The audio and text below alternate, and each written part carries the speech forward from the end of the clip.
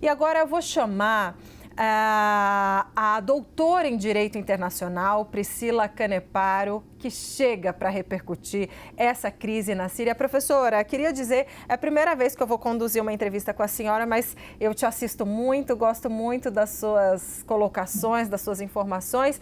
Então, olha, agora a gente vai, para o nosso espectador que está chegando agora, a gente vai repercutir vários aspectos contigo sobre essa crise. Então, inicialmente eu quero que a senhora comece, por gentileza, falando de como essa crise na Síria, pode impactar não só o país, mas vamos falar sobre o impacto dela ao redor, aliados que saem fortalecidos, os derrotados, enfim, como isso vai repercutindo não só no Oriente Médio, mas também aqui no Ocidente. Boa tarde para a senhora. Boa tarde, obrigada pelas palavras, boa tarde para todos os telespectadores. Então, essa crise não começa hoje, obviamente, essa crise já vem se arrastando por um longo período de tempo, diferentemente do que a gente possa imaginar na região do Oriente Médio, principalmente no que envolve a Síria. Ainda que nos anos 2000 Bashar al-Assad tenha tido um bom relacionamento com o Ocidente, a gente tem que lembrar que o projeto de Grande Síria foi desmantelado em 1916 pelas potências principalmente europeias, com um acordo chamado de Sykes-Picot. Então, basicamente, a gente já tem uma estrutura fragmentada societária na Síria desde 1916. E nesse momento histórico, basicamente, os grupos jihadistas, os grupos armados, tinham se colado, vamos colocar assim, contrários ao regime dos Assad, não apenas do Bashar al-Assad, mas também de seu pai, que já perdurava no poder por 50 anos. Foi uma ditadura sanguinária, foi uma ditadura muito terrível para a população civil, mas a gente tem que entender que essa ditadura, de fato, para ter uma passagem para uma estabilidade da Síria, vai demorar e demandar muito esforço, tanto da sociedade civil síria, bem como da comunidade internacional. Fazendo uma análise do ambiente micro, por assim dizer, do Oriente Médio, a gente precisa entender alguns pontos. Primeiro ponto, quem sai fragilizado? Obviamente, quem sai fragilizado é a população síria, é o território sírio, está, como você bem colocou, em um vácuo de poder, sem uma prospecção de quem irá assumir, né, o lugar do Bashar al-Assad, porque, primeiro, a gente tem o HTS, a gente tem, por assim dizer, a Syrian National Army e a gente tem o resquício do PKK, que são basicamente os curdos que se encontram na Síria. Então, o que a gente vai prospectar? Será que eles vão conseguir se unir e fazer justamente um governo capaz de responder aos anseios populares? Eu acredito que não, porque a gente tem que entender que são grupos que têm objetivos próprios e objetivos que muitas vezes não convergem. E aí a gente vai para a Turquia. A Turquia sempre foi, por assim dizer, um grande aliado, né, principalmente das forças jihadistas do HTS. Só que, diferentemente do que a gente imagina, a Turquia não está satisfeita, primariamente, com essa colagem desses grupos, porque a Turquia tem um problema muito sério, um problema histórico, um problema endêmico com os curdos. Os curdos são um grupo rival do governo turco historicamente. E nos últimos tempos, a Turquia teve diversas rusgas com o governo do Bashar al-Assad, justamente por conta da crise migratória que envolvia os dois países. E um segundo ponto, a gente precisa analisar também o papel do Irã. Como é que vai ficar o Irã? O Irã está fragilizado por conta dessa derrota do Bashar al-Assad? Com certeza, mas o Irã não vai retirar o seu centro de influência da Síria. E aí a gente precisa analisar como é que vai se dar essa movimentação iraniana, quem que ele vai apoiar e principalmente se ele vai inserir um grupo rebelde dentro da Síria nesse momento.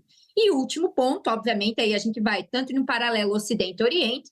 Ocidente, a gente precisa analisar se isso vai transpor para uma guerra total, principalmente influenciando, como a própria Jordânia já falou, a coexistência e o aumento de grupos radicalizados para além dos territórios da Síria, para além dos territórios da Palestina, para além dos territórios do Líbano, possibilitando com que haja, né, por assim dizer, uma emancipação de uma instabilidade em países que outrora não estavam estáveis, como, por exemplo, Jordânia, como, por exemplo, Arábia Saudita. E o último ponto, obviamente, é a questão da Rússia. A Rússia, a gente tem algumas informações que não foram ainda concretizadas, que não foram checadas, que a mídia russa divulgou que o Bashar al-Assad se encontra em território russo e que lhe vai ser concedido o asilo, justamente uma proteção para o Bashar al-Assad e seus familiares dentro do território russo. Isso vai impactar o cenário internacional para possibilitar um governo de coalizão dentro da Síria, como foi no Iraque, um governo de transição, ainda que extremamente fragilizado e temporário? Com certeza, porque a gente tem que entender que governos de coalizão, eles não nascem em um cenário anárquico, eles nascem em uma perspectiva de institucionalização, principalmente dentro de organizações internacionais, principalmente dentro da ONU. É só a gente pegar o exemplo do Timor-Leste. Só que aí a gente não vai ter um diálogo entre o Ocidente e entre Rússia, possibilitando com que se concretize esse governo de coalizão. Então, infelizmente, eu prospecto um futuro bem incerto e bem caótico para o território sírio. Especificamente sobre a situação agora interna na Síria, né? A senhora falou, é de muita incerteza. O presidente Joe Biden acabou de falar num pronunciamento que a gente transmitiu aqui ao vivo também sobre essa incerteza. Não se sabe quem exatamente, se haverá um governo de transição, composto por quem, se será de coalizão, etc. Mas o fato é, por mais sanguinária que fosse a ditadura de Bashar al-Assad, era um Estado laico. Como fica? A gente sabe que tem uma fragmentação religiosa dentro da Síria. Como fica a preocupação dessa questão religiosa? A gente viu que até o Américo Martins chamou a atenção que o Al-Julani do HTS, ele fez um dos pronunciamentos dele dentro de uma mesquita.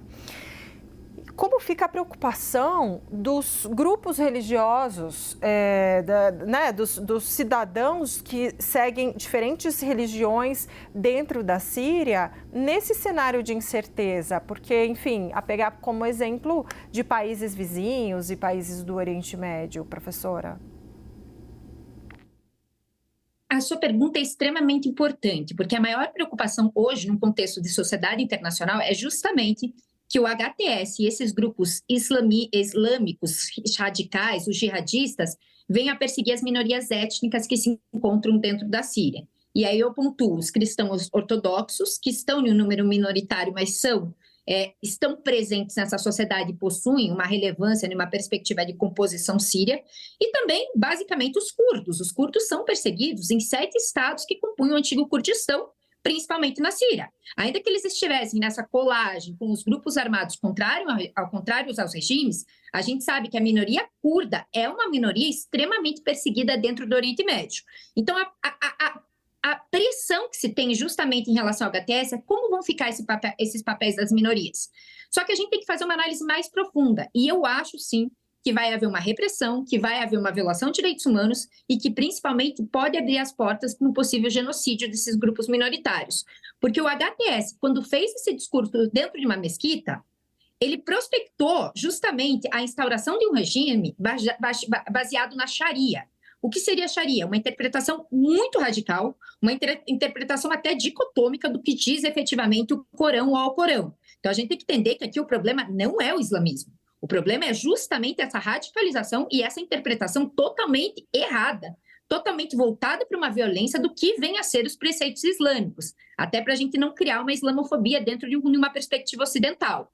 Mas dentro dessa premissa, infelizmente, eu acredito que vai haver, né, e aí eu coloco um paralelo bem análogo, mas assim, uma diferenciação que a Síria vai ser ainda mais radicalizada com a questão do que ocorreu a partir de 2011 no Egito. Se a gente for pegar o Egito também tinha uma ditadura, caiu a ditadura, só que daí veio o quê? Veio a Irmandade Árabe, né, a Irmandade Muçulmana. E a Irmandade Muçulmana é um governo extremamente autoritário, um governo repressivo, um governo de perseguição de minorias, que faz justamente um papel um pouco amenizado dentro do Egito, mas que pode ser comparado ao que provavelmente o HTS vai fazer. Só que aí eu volto, como é que vai ficar o papel do Irã dentro dessa perspectiva, se ele vai insurgir algum grupo dentro dessa premissa de sociedade síria, e segundo, como é que vai ficar a coalizão internacional frente a essas minorias. A gente não pode se fechar, né, para um cenário que vai, por assim dizer, se resolver e se retroalimentar na sociedade síria, porque não vai.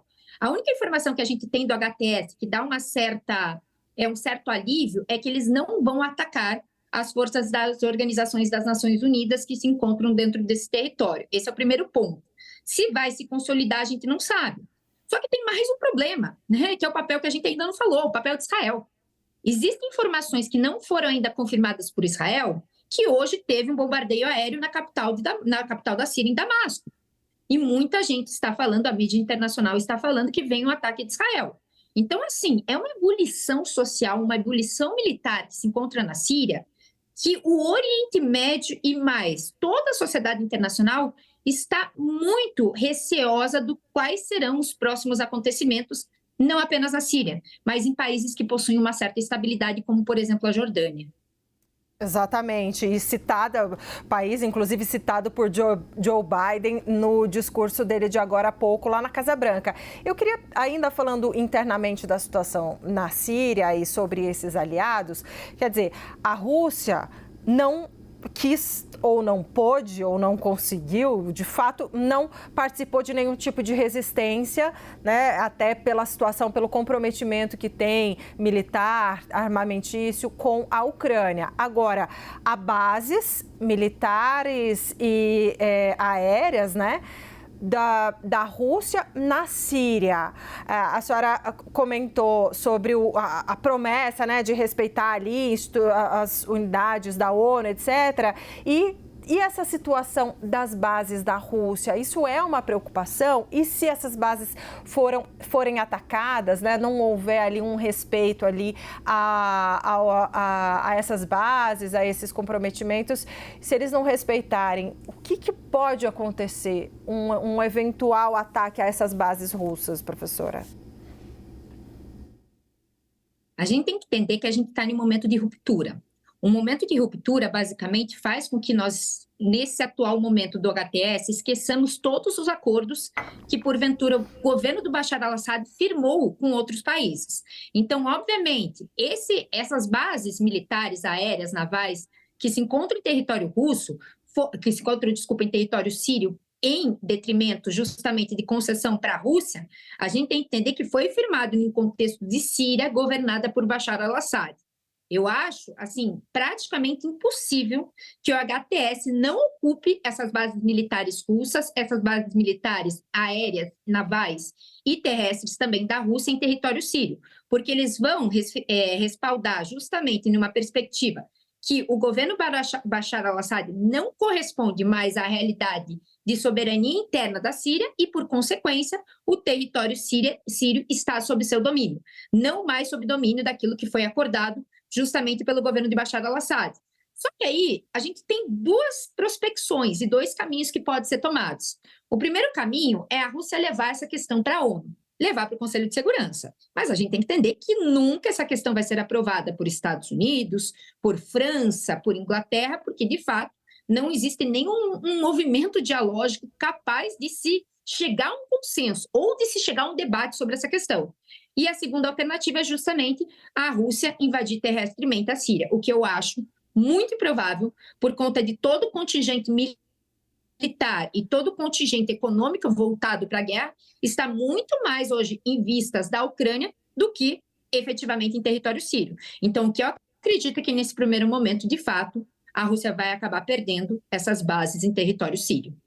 E aí, né, professora, é a gente observar se a Rússia vai continuar se mantendo fora dessa guerra, dessa disputa, enfim, como é que é? Vai perder e vai ficar por isso mesmo? Porque é um portão importante ali para o mar do Mediterrâneo. Agora, uma outra abordagem que eu queria fazer contigo é em relação ao território fronteiriço com a Turquia.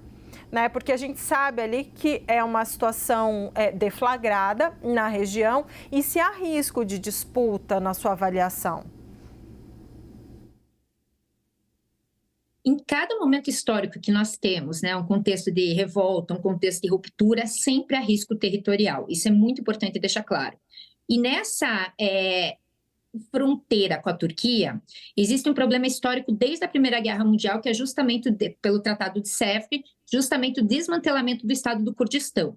Então, a população, a minoria curda, que se encontra tanto dentro do território sírio, bem como dentro do território turco, vai reivindicar, vai observar que existe um momento propício para reivindicar a parcela de território.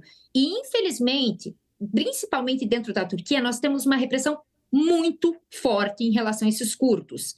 Esse é o primeiro ponto, só que a gente tem que lembrar, né? É um plexo de um emaranhado de complexidade que a gente precisa analisar parte por parte para entender o todo.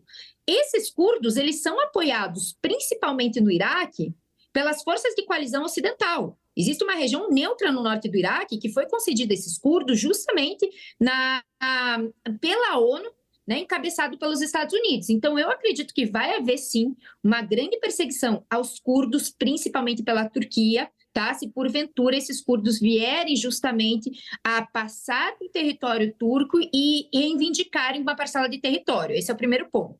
Um segundo ponto que eu acho que a gente tem falado muito pouco e é importantíssimo destacar é a questão de como vão ficar os movimentos migratórios, principalmente advindos do Líbano. A gente tem que entender que quando Israel começou a atacar o sul do Líbano, em prol, né, justamente de desmantelar o Hezbollah, muitos libaneses foram para a Síria. Só que a Síria não era um ponto de chegada, era um ponto de passagem para chegar justamente na Turquia e virem para outros países ocidentais.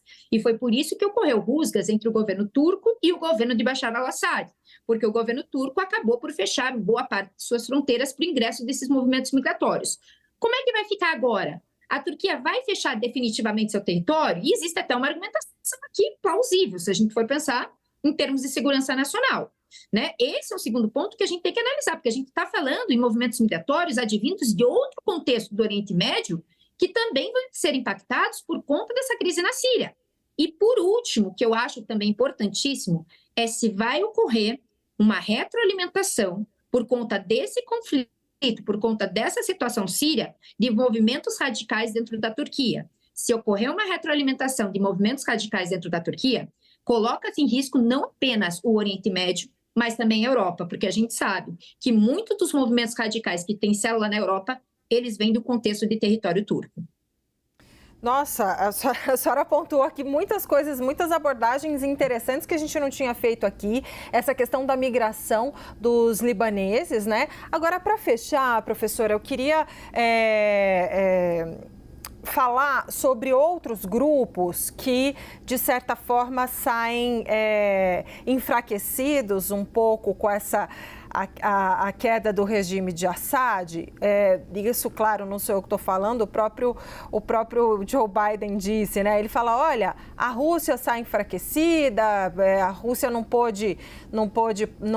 participou porque não tem condições, o Irã também não, e aí falávamos aqui também, antes da senhora chegar, sobre um enfraquecimento, portanto, né, do Hezbollah também, do Hamas, quer dizer, então você tem um momento em que grupos como Hamas, Hezbollah, eles, segundo as palavras aí de ocidentais, estão se enfraquecendo. Eu gostaria só de saber se a senhora concorda que, de fato, essa queda também representa uma espécie de enfraquecimento geral ali desses grupos e qual pode ser a nova configuração, se isso muda um pouco a configuração de poder no Oriente Médio, professora, para a gente concluir aqui. Eu acho que depende do ponto de vista do que a gente está falando de enfraquecimento. Vamos lá. Primeiro ponto, o que a gente tem que entender é que o Hamas nunca foi um aliado do Bashar al-Assad. O Bashar al-Assad era inimigo do Hamas. O Hamas está fragilizado por outra situação que todo mundo já sabe, que a gente está, né, desde 7 de outubro observando essa questão do ano passado, que é justamente por conta da invasão de Israel, sob a perspectiva de legítima defesa, enfim, toda essa situação. Mas não é esse contexto sírio que pode impactar o Hamas como instituição. O que pode se ter é justamente uma voltagem de olhos para a Síria, acabar por se ter uma repressão cada vez maior, um ataque cada vez maior na Palestina, e aí sim enfraquecer o Hamas, mas não por conta da queda do regime do Bashar al-Assad. Esse é o primeiro ponto. Segundo ponto, muito se fala, né, que o Hamas, propriamente dito, está enfraquecido e que o Hezbollah vai estar cada vez mais enfraquecido por conta de justamente ter perdido o seu grande aliado na Síria, que é o Bashar al-Assad. Assim, institucionalmente, eu concordo com essa afirmação. A instituição Hezbollah pode sair enfraquecida, porém, em contrapartida, a gente tem que entender que esses movimentos como o Hezbollah, como o Hamas, como o HTS, como o PKK, eles são ideias. E a partir do momento que a gente observa que uma ideia está sendo fragilizada, só que a população não está tendo uma melhoria de vida, ou, por exemplo, Israel continua atacando o território libanês, a gente observa que esse radicalismo e que essa ideia sai fortalecida. Então, eu não consigo ver a finalização do Hamas, eu não consigo ver a finalização do Hezbollah como ideias, eu consigo ver como institucionalização. É só a gente pegar o HTS, era um braço da Al-Qaeda, do Iraque, efetivamente, que foi para a Síria, só mudou de nome. Então, a ideia permanece presente, o radicalismo nessas sociedades permanece presente. Então, eu acho que o nosso foco como sociedade ocidental e internacional tem que ser como acabar com o radicalismo, como acabar com a retroalimentação dessas ideias, porque as instituições podem acabar, mas surgem outras baseadas nesse radicalismo. E, por último, aí vem a questão da Rússia. A Rússia sai enfraquecida? Sai em termos de influência geopolítica no Oriente Médio, mas eu também não vejo a Rússia enfraquecida numa perspectiva internacional global. Primeiro, a gente tem que entender, quem pode enfraquecer a Rússia é inegavelmente a China. E a China tem uma política muito abrandada, uma diplomacia muito abrandada. Ela não vai interferir diretamente nos conflitos. Então, basicamente, a Rússia deixou com que acontecesse o que está acontecendo na Síria, mas eu não acho que a China vai desapoiar, né, vai tirar o apoio à retaguarda da Rússia. Até porque a gente tem que entender, e aí eu vou fazer um paralelo para finalizar com o Egito, a China se beneficiou da Primavera Árabe no Egito. É a China que está reconstruindo a cidade do Cairo. Então, a China tem uma prospecção que, talvez, quando se tiver um pouquinho mais de estabilidade, ela pode ingressar com viés econômico, com viés também de influência, e que vai facilitar, obviamente, a estruturação de bases militares da Rússia dentro desse contexto. Lógico, aqui eu estou falando de um futuro imediato, mas a gente tem que entender o xadrez, que é muito mais complexo do que analisar, nesse momento, como está a situação da Síria. Então, eu não acho que a Rússia sai enfraquecida como um todo, mas sim, no Oriente Médio, nesse momento, ela perde um pouquinho a influência. Olha, professora, foi muito interessante porque essa provocação final, a senhora coloca em perspectiva o que disse Joe Biden e também o que dirá, a gente vai mostrar aqui na sequência, Benjamin Netanyahu, porque a gente abordou aqui 2 pontos, então ela já contextualizou, quer dizer, desfaz aí parte do discurso político desses líderes, né, de Netanyahu em Israel e de Joe Biden nos Estados Unidos. Então, olha, um strike, professora, muito obrigada. Nós conversamos com a doutora em Direito Internacional, Priscila Caneparo. Excelente trabalho para a senhora. Boa tarde, viu? Obrigada, boa tarde, bom trabalho. Obrigada.